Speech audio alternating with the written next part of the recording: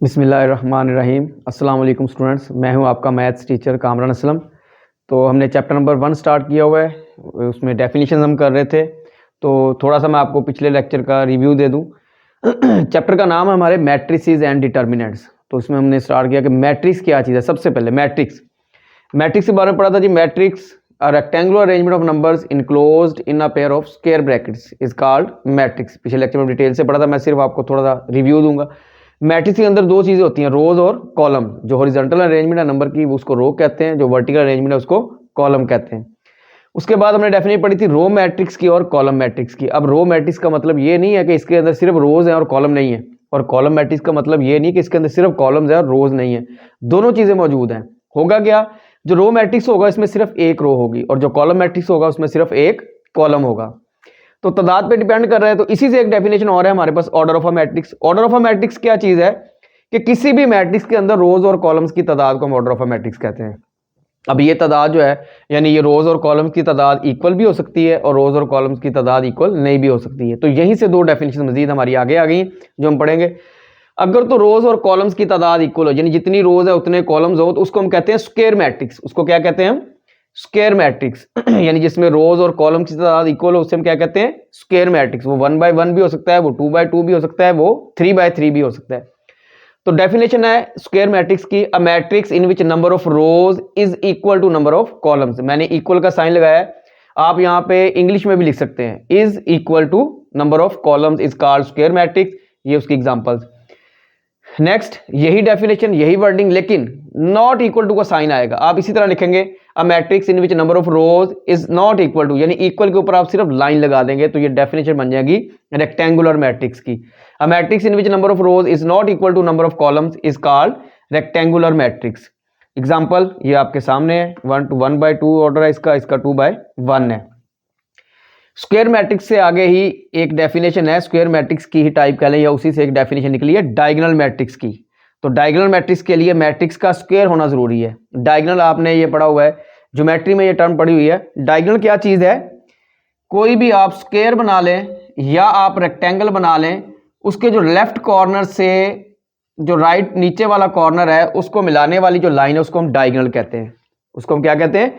Diagonal. तो ये उसी किससे रिलेटेड है? Diagonal matrix. तो मैं आपको इसी ज्योमेट्री फिक्स से समझाता हूं।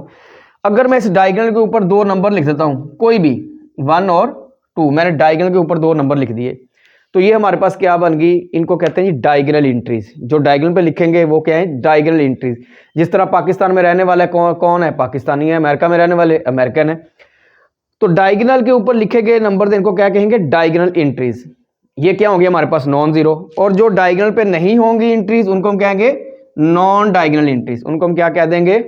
Non diagonal entries. यानी जो डायगोनल एंट्रीज होंगी वो नॉन जीरो होंगी और जो नॉन डायगोनल एंट्रीज होंगी वो जीरो होंगी। तो इसको कहते हैं डायगोनल मैट्रिक्स। नाम से ही जाहिर है डायगोनल मैट्रिक्स। तो डायगोनल के बारे में आपको बता दिया। अब इसमें दो चीजें हैं जी, देख लें। A square matrix in which क्या होगा? Number 1, diagonal entries are non zero. Diagonal entries are non zero. अब यहीं से भी आप अगर एक लाइन आपको पता चल गया तो दूसरी लाइन आप बिल्कुल यहीं से बना सकते हैं। ये जो नॉन है इसको शुरू में कर दें, बाकी सारी लाइन वही है। Non diagonal entries are zero. Diagonal entries are zero. Non diagonal entries are non zero. Non diagonal entries are zero. इसको हम क्या कहते हैं? डायगोनल मैट्रिक्स कहते हैं। तो ये आपके सामने लिखा भी हुआ है 3 0 0 2, यानी diagonal entries non zero, non diagonal entries zero. इसको हम कहते हैं जी diagonal matrix.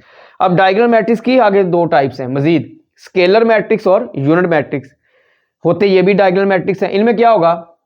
A diagonal matrix in which diagonal entries are same, यानी ये जो डायगोनल एंट्रीज हैं ये सेम होंगी। आप मैंने √2 0 0 √2 इसलिए लिखा हुआ है कि एक बड़ा इंपॉर्टेंट एमसीक्यू है, ये अक्सर पेपर में आया होता है। चलो मैंने कहा आपका एमसीक्यू भी सॉल्व हो जाए और आपको स्केलर मैट्रिक्स की डेफिनेशन भी क्लियर हो जाए। अब आपकी मर्जी, आप यहाँ पे 3 3 4 4 5 5 जो आपका दिल करता है सेम नंबर लिख दें तो वो क्या हो जाएगा? Scalar matrix. डायगोनल मैट्रिक्स क्या होता है हमारे पास?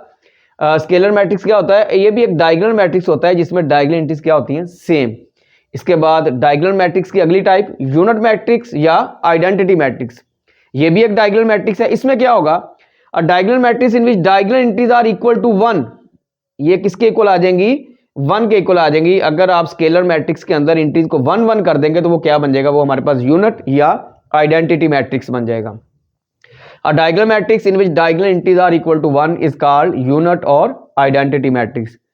ये 11 डेफिनेशंस हैं मैट्रिक्स, यानी पहली से लेकर 11 डेफिनेशन ये सारी आपस में रिलेटेड है, एक से एक एक से एक एक से एक निकलती आ रही है। तो ये 11 डेफिनेशन आपस में रिलेटेड है और इंपॉर्टेंट भी है।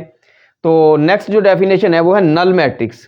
नल मैट्रिक्स क्या चीज़ है, नाम से यार नल, जिस तरह एक बच्चा या कोई नहीं पढ़ता या कोई नलायक उसको यार तुम नील लो बिल्कुल, तो वहाँ पे नील कहते हैं, यहाँ पे हम इसको मैट्रिक्स के अंदर नल कहते हैं। नल क्या होता है, जीरो मैट्रिक्स, जीरो मैट्रिक्स भी कहते हैं। A matrix in which all the entries are zero, इसके अंदर क्या होता है, सारी की सारी एंट्रीज क्या होती हैं, जीरो होती हैं। वो ये इस तरह का मैट्रिक्स भी 1 by 1 का भी हो सकता है, 1 by 2, 2 by 1, 2 by 2, ये सारे मैट्रिक्स जिस तरह के भी हैं इनके अंदर एंट्रीज क्या होती है, सारी की सारी जीरो होंगी। तो इसको हम क्या कहते हैं फिर, null matrix. A matrix in which all the entries are zero is called null matrix. Example आपके सामने लिखी हुई है, तो ये आप देख लेंगे। ये डेफिनेशन हमारे पास 12 डेफिनेशन होगी हैं, 2 डेफिनेशन और हैं वो हम करेंगे, और उसके बाद ये मैं अभी आपको लिखवाता हूं, तो उसके बाद हम क्या करेंगे, एक्सरसाइज पे चले जाएंगे। जी स्टूडेंट्स, नेक्स्ट डेफिनेशन है 13 definition, transpose of a matrix. Transpose of a matrix क्या है हमारे पास, a matrix obtained by changing rows into columns और columns into rows is called transpose of a matrix.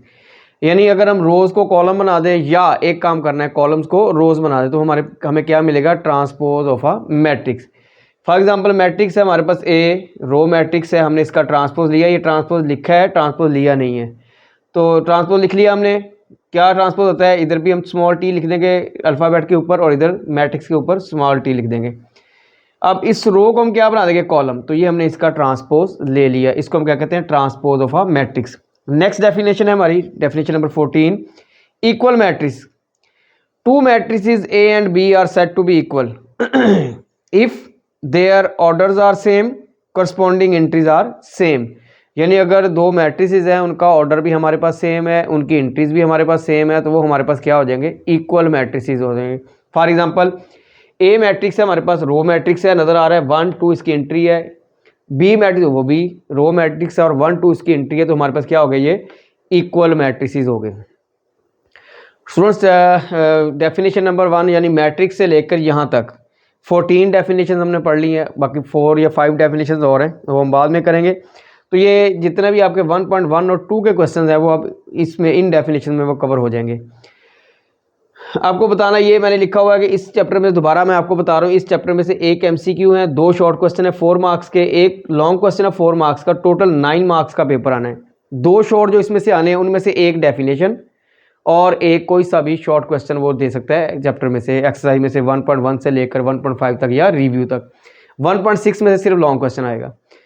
तो 2 शॉर्ट हमने कवर करने हैं, एक तो हमारा ये डेफिनेशंस याद करने से कवर हो गया, एक वो जो दूसरा हम क्वेश्चन करेंगे वो उनमें से कवर हो जाएगा, 2 शॉर्ट हमारे पूरे हो जाएंगे। आज के लिए स्टूडेंट्स इतना ही है, इंशाल्लाह नेक्स्ट लेक्चर में हम एक्सरसाइज स्टार्ट करेंगे। ओके जी, अल्लाह हाफिज़।